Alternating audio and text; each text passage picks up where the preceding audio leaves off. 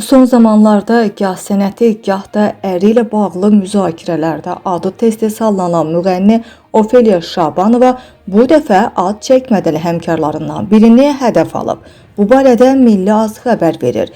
Xəbərə görə Ofeliya Şabanova sözü gedən kəsə ərini 3 qəpiyə satan tərxək, məni kimləsə səhv salma, elə qadınları sevmərəm və ətrafımda ola bilməzlər. Keçmişim də, bugünüm də tərtəmizdir. Azərbaycanda kişilərin bacısı adını qazanan xanımam. Bu, hər müğənniyə nəsib olmur. Özünlə məni qarışdırma, balaca Şinanay. Onsuz da qanun qarşısında görüşəcəyik. Çox böyük səhvə yol verib. Ay bədbəxt, kimin holdingində oturub paşalıq edirsən? Mənə söz atmaq sənin başın üçün deyil. Məşhur olmaq istəyirsənsə, mənə yığardın ki, adımı çək, məşhur edim. Ancaq reklamın bahadır. Sən isə çox ucuz birisən deyə müğənni açıqlamasında bildirib.